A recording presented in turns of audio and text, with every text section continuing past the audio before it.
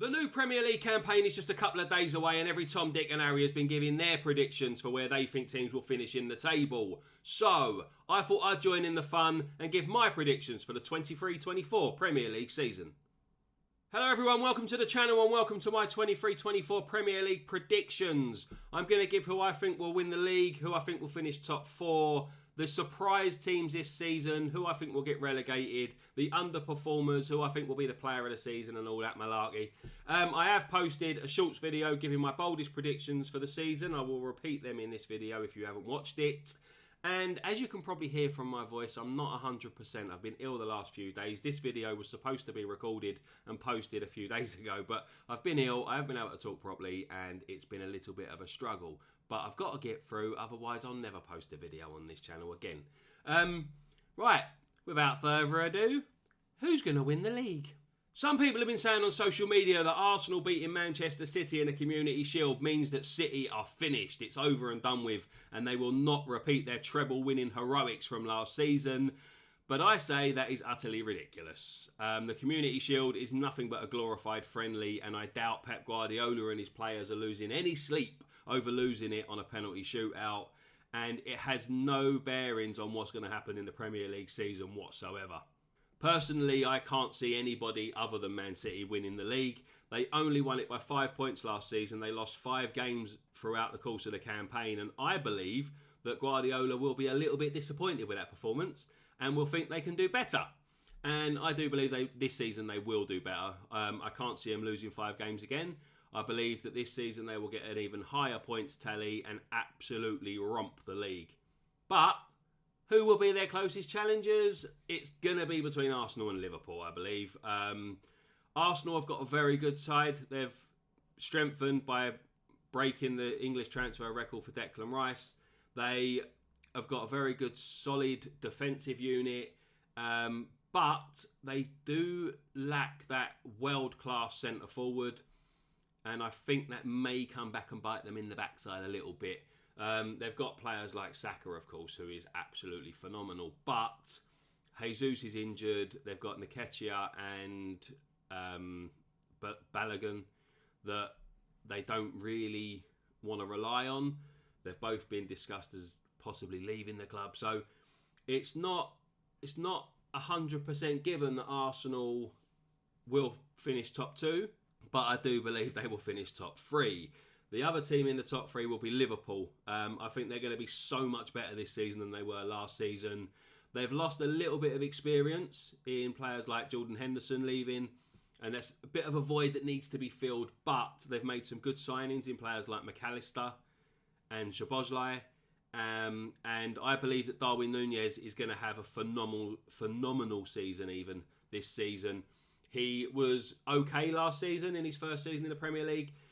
He'll be used to the pace of it now. He'll be used to the league in general and English football. And he's been brilliant in pre-season, and I believe he's going to score an absolute bucket load of goals and even possibly push Erling Haaland for the Golden Boot. My final prediction for the top 4 is Aston Villa. Might be a little bit of a surprising one to some people, but Aston Villa, I believe, are good enough to qualify for the Champions League and will at least challenge for it, if not do it, this season. Unai Emery is building something very, very special at Villa. They lost just 2 of their last 15 Premier League games last season. They beat teams like Chelsea, Tottenham and Newcastle along the way. Both of those defeats were only by 1-0 scorelines, so they weren't losing by a lot. And it won't take much to turn those defeats into draws or wins. And they've made some great signings, with players like Pau Torres being like an excellent addition to their team and someone who will fit into Unai Emery's system absolutely brilliant and just proceed to strengthen them. Yeah, I predict a very, very good season for Aston Villa. Top 6, Chelsea and Man United will probably take 5th and 6th. Possibly the other way around, with United 5th, Chelsea 6th. Chelsea, they've got to be better than they were last season. There's no way that they can repeat what they did last season. They're better than that. The players they've got deserve to be finishing higher. Although it just shows how competitive the Premier League is, with Chelsea finishing in the bottom half of the table. I I do believe they will do better this season. I can't see them quite ready for top 4 yet. Mauricio Pochettino will have them playing better football than they did last year, and they will do better. But I think they're just a little bit short of that top 4 just yet. Although I think they'll be challenging there for most of the season, and then just drop off. Man United, again, they finished top 4 last season. They were excellent, and a lot of people are saying they're better this time around than they were last season. But I do believe they lack that goal threat. Marcus Rashford was their only player to get into double figures in the league last season. They've brought in Rasmus Højlund, but he's injured already. And he hasn't exactly set the world on fire in terms of goal scoring at other teams he's been at. So I do think that it could be a bit of a waste of money for Højlund, to be fair. It might prove me wrong. He might come and score 25, 30 goals this season, but I doubt it. I can't see it. He might get 10 or 11. And I think it will be United's lack of goals that end up costing them that top 4 place. Many of you will be saying, but what about Newcastle? What about Newcastle and all their money? I think that last season they did very, very well. Eddie Howe done brilliantly with what he had. They didn't go out and spend as much money as what people thought they were going to, so they didn't exactly buy their place in the Champions League. But I do believe the Champions League is going to be a bit of a distraction for them this season, and it will cost them some performances in the league. Those weeks where you play on a Wednesday and a Saturday or whatever, they're going to possibly cause Newcastle to have a little bit of a dip in form in the Premier League. And it was close last season. It wasn't like they stormed to Champions League qualification, and like it was close. And it's just a couple of results here and there that I feel will make them drop down the table a little bit. And I can see Newcastle finishing around 7th or 8th, possibly even lower. Brighton will probably finish top 8 again. They've got a very, very good side. They've been a team that have had forward-thinking owners, and they've been brilliant in the transfer market over the last few seasons. And it pains me to say as a Palace fan, but I do believe Brighton will be top 8 again. My surprise package in this season's Premier League will be Burnley. I think Burnley will do what Fulham did last season, get promoted and storm to the top half of the table. They've got a good manager in Vincent Kompany. They play some very good football. They completely annihilated their opposition in the Championship last season. They finished with over 100 points. They only lost 3 games, and they are better this season. James Trafford is going to be on a high after his Euro Under-21 heroics, and although he may not start the season as number 1, I do see him becoming their number 1 at some point through the campaign, and will better them between the sticks. And they have brought in some other brilliant players that they're on the verge of signing. Sander Berg from Sheffield United. They signed Zeki Amdouni, who is going to be a very, very good player. And if he can hit the ground running and get used to the Premier League quickly, I can see him scoring a lot of goals for Burnley this season. They've got a very, very good side, Burnley. They've got a good team ethic. They've got a good manager. And yeah, I believe that they're going to take the Premier League by storm, cause quite a few surprises along the way, and finish in the top half of the table. Even finishing above Tottenham. I don't think Tottenham are that good, honestly. Even with Harry Kane, I don't think they're that good. You take Harry Kane's goals out of that if he does go to Bayern Munich, although at the time of recording this, it's looking like he probably won't at the minute. But anything can happen. It's football. Tomorrow he may be gone. If Harry Kane does go, then Tottenham will finish lower than I'm predicting them to finish now. But I'm saying that they will finish about 10th. I don't think they're going to finish much higher than that. I don't think they're going to be challenging for Europe. I think there's a lot of gaps in their squad. There's a lot of weaknesses. And yeah, Harry Kane is Tottenham. If Harry Kane stays, he will score the goals that will finish about 10th in the table, possibly a little bit higher. Give or take a couple of points, they might finish 9th or 8th or something like that. But I don't think they're trouble in the top 4 or even indeed the top 6. And if they lose Harry Kane, they will end up probably about 12th, 13th, something like that. That's my prediction for Tottenham. I know Tottenham fans ain't going to like it, but it's just the way it goes, isn't it? Your mid-table teams are going to be your Brentford, your Palaces, your West Hams and your Fulhams. They're going to be taking up those spots from like 11th to 14th, 15th. Forest will probably be in there as well. Although we could have another long, drawn-out relegation battle with teams as far up as like 13th, 14th being in trouble right until the latter stages of the season. As a Palace fan, as I said before, I believe that Palace are going to finish about 12th, maybe 13th. They're not going to push for top half of the table. They're not good enough. There's a lot of gaps in the squad. There's a lot of issues within the club at the moment. And yeah, Palace, I think they'll probably be fighting against relegation for a little bit of it, have a good run, pull themselves clear, finish 12th or 13th. West Ham, similar story. I think their Euro heroics last season sort of papered over quite a lot of cracks.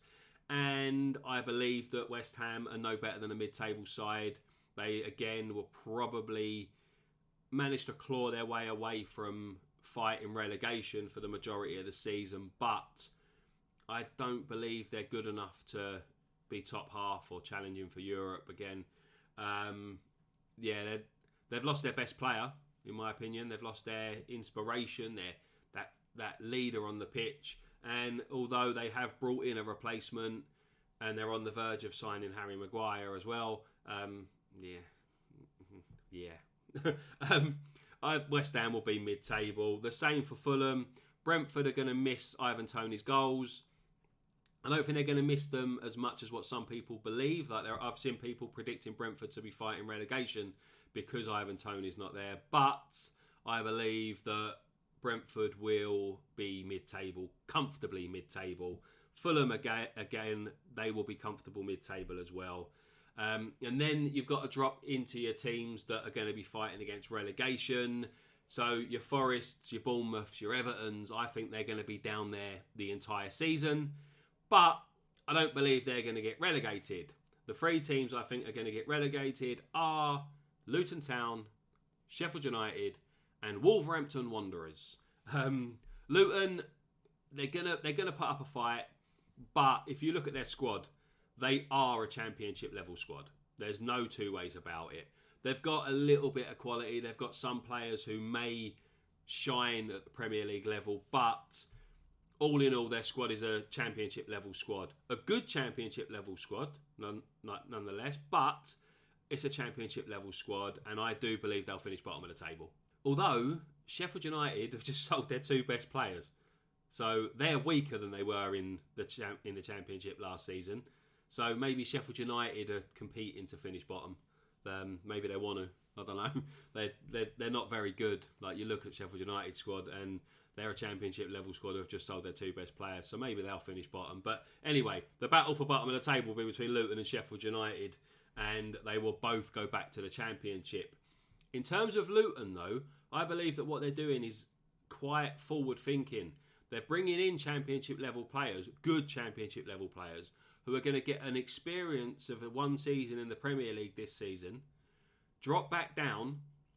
If they can keep the team together and add a bit more quality to it, I think they can come back up straight away and possibly make themselves mainstays in the Premier League for a few seasons after that. They've got the new season coming in. They've got a new stadium coming in a couple of seasons.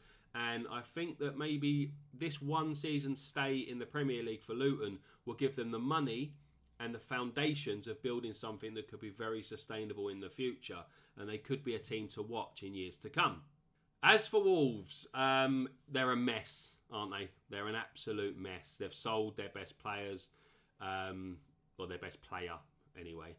The manager's just gone. They've got issues with FFP.